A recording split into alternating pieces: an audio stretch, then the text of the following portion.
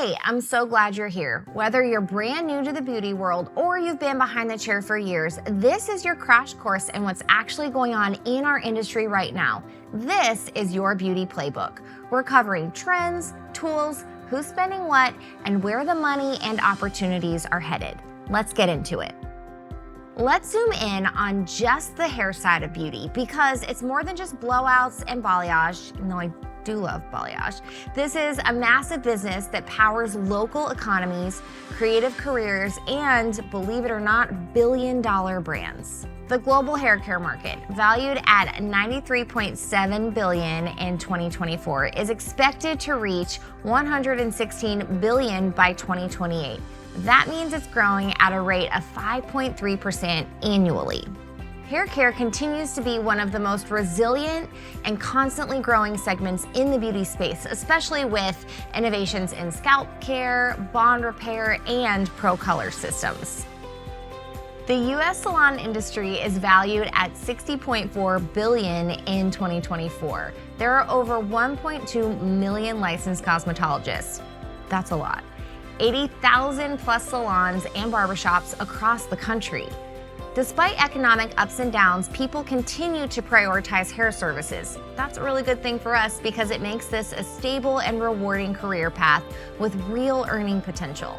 76% of hair professionals are women, and over 1 million are employed across the U.S. Independent stylist models like suites and chair rentals are actually on the rise right now. So more stylists are stepping into entrepreneurship than ever before. Here are the top growth drivers in 2025. Blonding and bonding. That's actually catchy. High ticket treatments like Olaplex and K18 continue to dominate. Scalp health. Scalp is totally a thing right now. Scalp detoxing and facial style treatments are trending. So is men's grooming. Barbershop culture and men's care products are growing. Sustainability. Clients are increasingly asking for lower waste and cleaner hair care options. Hair care isn't just a service, it's a global conversation. And if you're behind the chair, you're already part of it. Here are the trends that you need to know. Sustainability is no longer optional. Clients care about how products are made and packaged, and they're choosing brands that align with those values. Inclusivity is also at the forefront. Brands that represent all skin tones, textures, and identities are growing 1.5 times faster than those that don't. That's a really important stat for us to remember. And then there's tech. It's transforming the salon experience and making our lives easier in the process. AI and AR tools are helping clients preview haircuts and color. Software platforms like Vagaro and Gloss Genius now offer rebooking, revenue tracking, and automated marketing. QR code check-ins, digital waivers, and follow-up texts are streamlining client care. And then there's smart tools from Dyson, GHD, one of my favorites, and Shark that are protecting hair health and boosting efficiency. Last, we have social media, arguably the most powerful marketing tool that we have. The power of social media in 2025. Your Instagram is your storefront. Recent studies show that 67% of Gen Z use Instagram for their search, and 62% are using TikTok, both ahead of Google. I didn't know that until I looked this up. 30.4% of Gen Z discover new products on Instagram, while only 18.8% do on Google. And then there's the millennials. 41% of beauty bookings come from social media, with Instagram and Facebook leading the way for them. Even though 73% still use Google, 58% rely heavily on online reviews. To connect with this audience, stylists need to show up consistently on social, even when you don't want to, encourage client reviews, and make booking easy and visible online. So who's spending the most in 2025? Probably me. But actually it's Generation X. That's ages 45 through 59. They are the leading global beauty spenders, engaged across 80% of beauty categories. They prefer convenience and shopping all in one place. I do too. But actually, I'm a millennial. That is ages 28 through 43, and they spend $912 annually on beauty, outpacing market growth in hair and skincare. They prioritize sustainability and value. And then there's Gen Z. That's ages 18 through 27. 46% plan to spend more on beauty this year, and the average spends $789 annually. Gen Z women are 66% more likely than average to say they spend generously on beauty.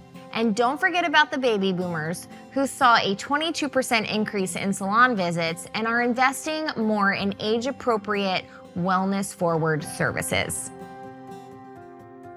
Here are the challenges that are facing hairstylists and actually what you need to do about them. Client retention in a saturated market is a really big thing. With so many independent stylists, loyalty is harder than ever. So here's the solution. Personalize every step along the way. Automated rebooking, loyalty perks, handwritten thank you notes. That's actually one of my favorite tips. Then there's overwhelming tech options. Stylists are managing booking, payments, marketing, and more, and all the more. And it's a lot, right? So here's a solution. Choose an all-in-one platform and then focus on mastering one system at a time. Then we have burnout and work-life balance. We hear a lot about this right now. Burnout is a buzzy word. Stylists wear all hats: creative, admin, and emotional support. The solution? Block your schedule for breaks, like actually mark time off on your schedule. Batch your tasks and create firm boundaries with your clients and sometimes even with yourself. Raising product and supply costs are a big thing for us right now. Costs are up, but clients value honesty. So here's a solution. Use tools like Salon Scale to track costs. Offer tiered pricing and communicate your changes clearly whenever you make them. Inconsistent income and financial planning. Many stylists lack guidance on taxes, benefits, and retirement. The solution? Use software like QuickBooks and seek out free financial education designed just for beauty pros. What about staying relevant with fast trends? Because there are a lot of them. Clients expect you to be on top of every new cut or product. So the solution? Follow a few trusted educators.